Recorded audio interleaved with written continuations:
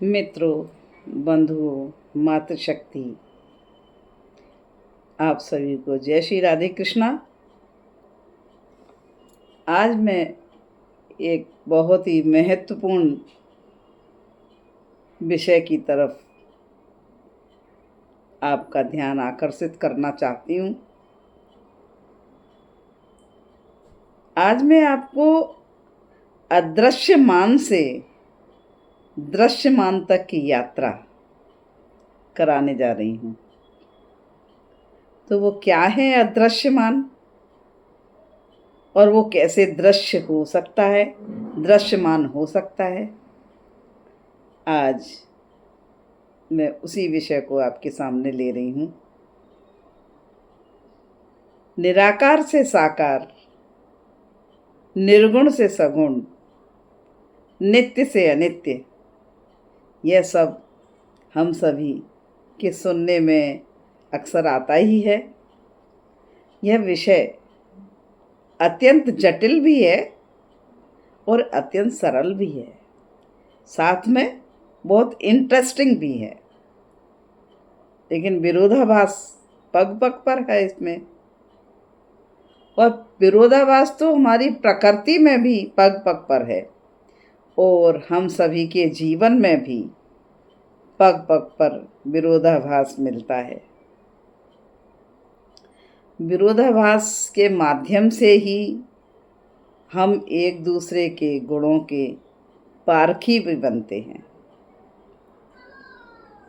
तो जो विषय है मेरा, अदृश्यमान से दृश्यमान की यात्रा,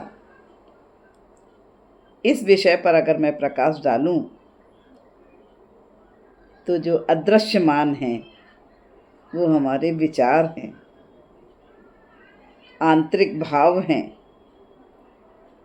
उनकी तरफ मैं आपका ध्यान आकृष्ट करना चाहती हूँ कि किस तरह से हमारे विचार अदृश्यमान होने के बाद दृश्यमान होते हैं। हमारी कल्पनाएं क्रियान्वित होती हैं, यानी हमारी जो अदृश्यमान विचार हैं वो जब क्रियान्वित होते हैं तो वही दृश्यमान हो जाते हैं। हम उनके माध्यम से, यानी अदृश्यमान विचारों के माध्यम से हम जब क्रिया करते हैं तो नए नए सृजन होने लगते हैं। आपने देखा होगा एक इंजीनियर एक कल्पनाओं में वो ड्रॉ कर रहा है, वो ड्राइंग बनाता है कि किस तरह से बिल्डिंग बनानी है, किस तरह से हमको पुल बनाना है, किस तरह से क्या। वो नक्शा जो बना रहा है ना, वो नक्शा उसके विचारों में अदृश्यमान रूप से है, लेकिन वो जो उकेर रहा है अपनी तूलिका से, अपनी पेंसिल से, वो दृश्यमान हो रहा है। और दृश्यमान होने पर वो जब उस चित्र को भी जब वह प्रैक्टिकली ईंट गारे के साथ निर्माण करता है तब हमें वो उपयोगी दिखाई देता है, तब वह उपयोग में आता है। तो देखिए, हर चीज़ कल्पनाओं से है और कल्पनाओं में ही हमने प्रभु को भी तो खोजा है। मात्र कल्पनाएं ही भगवान की इतना आनंद देती है, न देखा है न जाना है, बस कल्पनाओं में माना है। मान लिया है हमने, और मानने के बाद वो हमारे भावों के अनुसार वो प्रकट हो जाता है। ये तो सत्य है ना। तो देखिए, जो अदृश्यमान विचार हैं, जब हम उसको क्रियान्वित करते हैं, जब क्रियान्वित होने के बाद ही वो हम पर प्रभाव डालते हैं, यानी हम जिसके साथ उस क्रिया को करते हैं अपने विचारों के साथ, वो उसको प्रभावित करते हैं तब। यानी किसी के अंदर क्या विचार चल रहा है वो हम उसकी क्रिया से समझ सकते हैं, जब वो उसको क्रियान्वित करता है। और सचमुच ये जो पूरी सृष्टि दिख रही है, ये सब कुछ विचारों का परिणाम ही तो है। हम सोचते हैं और हम कार्य करते हैं। किसी व्यक्ति के अंदर क्या विचार चल रहा है, क्या भाव चल रहा है, जब वह उस माध्यम से क्रिया कर देता है, तभी हमें उसका सृजन और प्रभाव दिखाई देता है। ये आंतरिक भावों की जो यात्रा है, सभी के जीवन में अनवरत चल रही है। कहते हैं ना कि विचार इतने प्रबल होते हैं, इतने अधिक प्रबल होते हैं कि ये समझ लीजिए कि मृत्यु के पश्चात भी अगले जन्म को निश्चित कर देते हैं। इन विचारों की प्रबलता इतनी तीव्र है। वो विचार उठते कहाँ हैं? मन में। वो अलग विषय है मन का। अभी मैं विचारों को अदृश्यमान और दृश्यमान के रूप को ले रही हूँ, क्योंकि हर चीज़ एक एक से लिंक है, जुड़ी हुई है। तो ये समझ लीजिए, ये अदृश्यमान जो विचार हैं वो बहुत ही सूक्ष्म भाव हैं, सूक्ष्म विचार हैं, और इन्हीं के आधार पर हमारे अच्छे बुरे कार्य प्रकट होते हैं।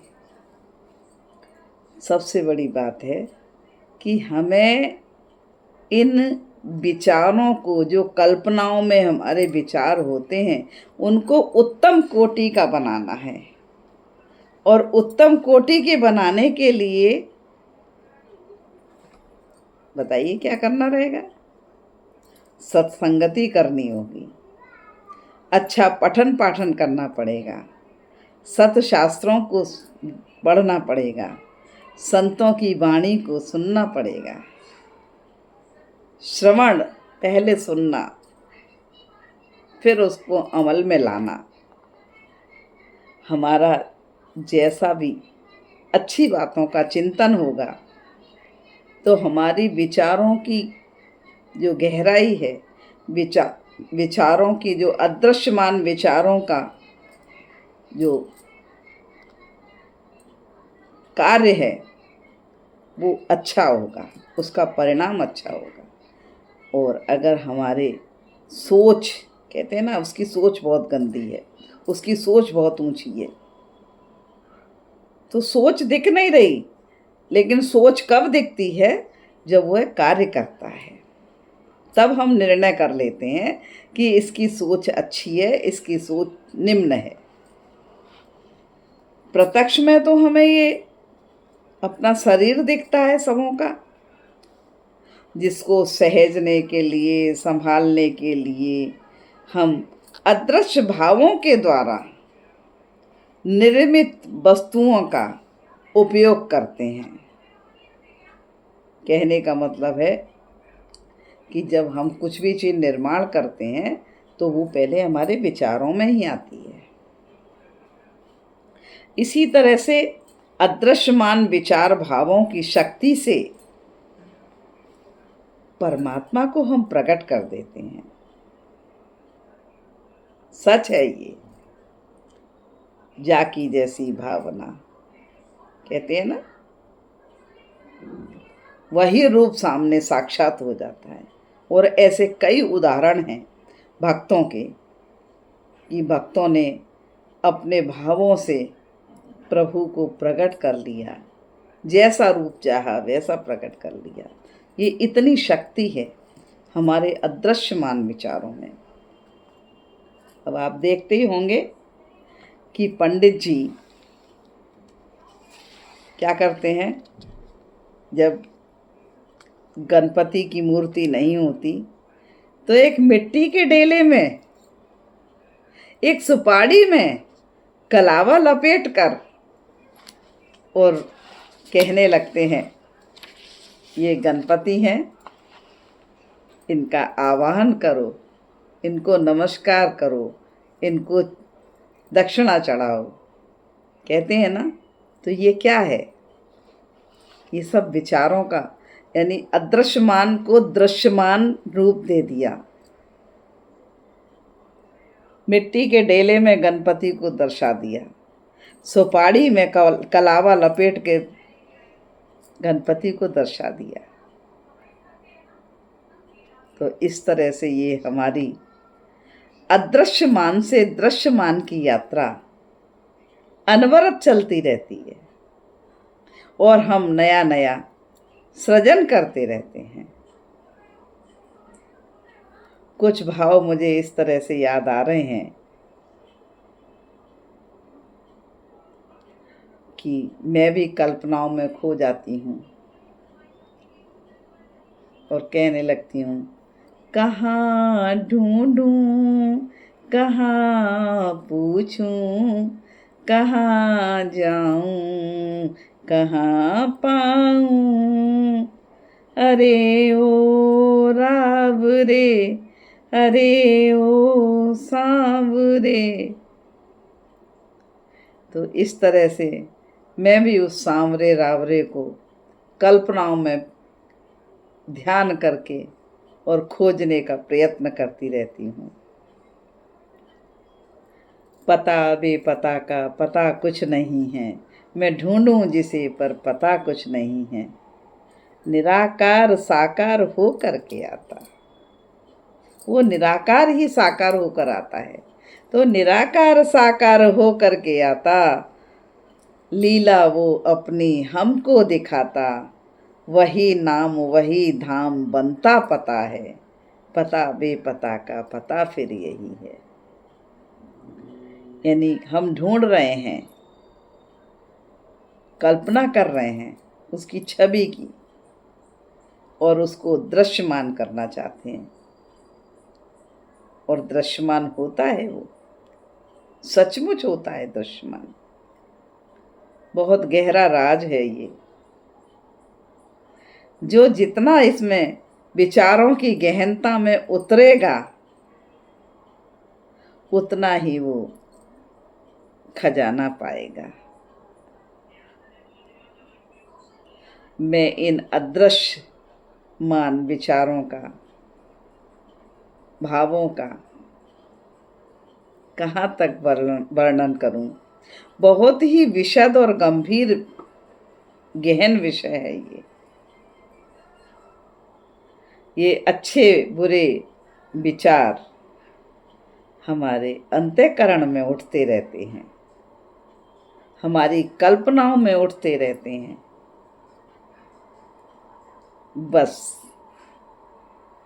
हमको एक विवेक रखना है कि हमारे अंदर चाहे कैसे भी विचार आए, अच्छे बुरे दोनों ही आते हैं, वो विचार आए, लेकिन हमको ये विवेक से सोचना रहेगा कि हमें क्रिया किसकी करनी है, कार्य किस पर करना है, कौन से विचार पर हमें अपना कार्य करना है।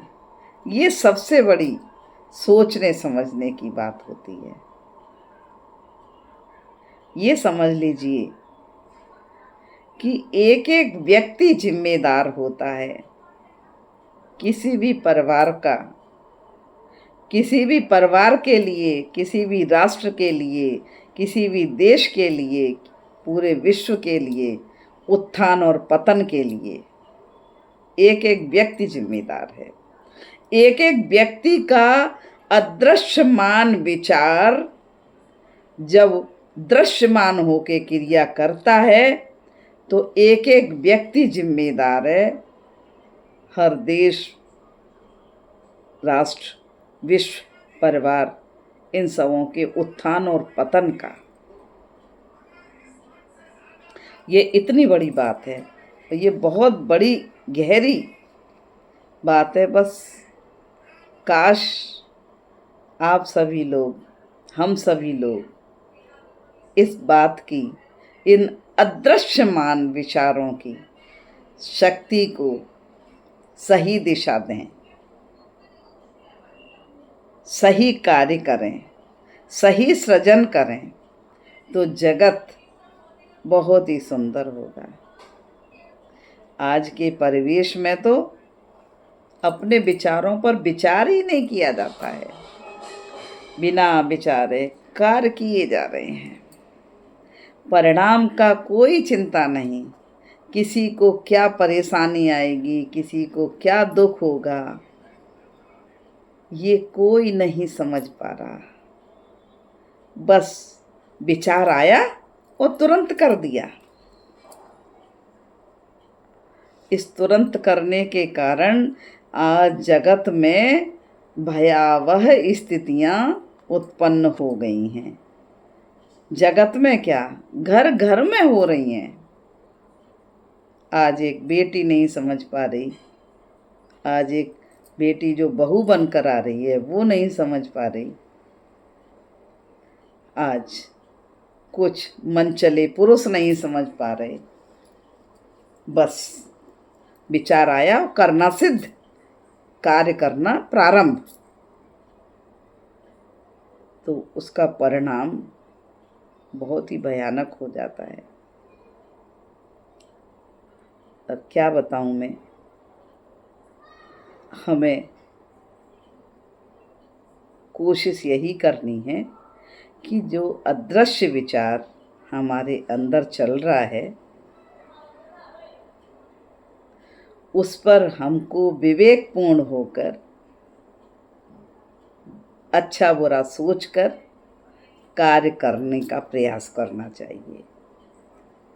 हम सब समझ सकते हैं कि परिणाम किसका क्या होना है, ये सत्य बात है, नज़रअंदाज नहीं करना चाहिए हमको।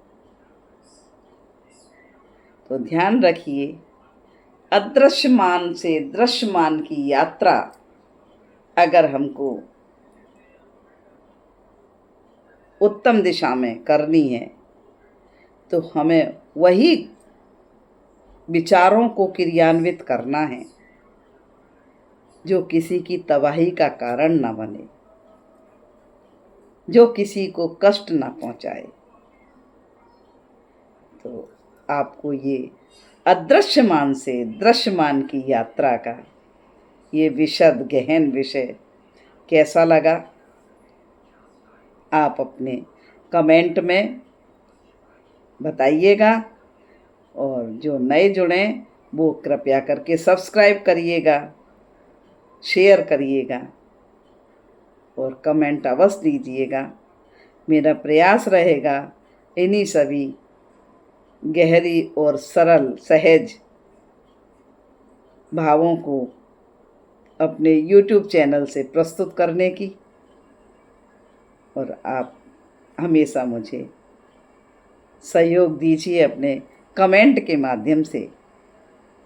तो मैं सुमित्रा गुप्ता सखी आप सभी को सादर नमस्कार करती हूँ। जय श्री राधे कृष्णा, जय श्री राधे कृष्णा। धन्यवाद।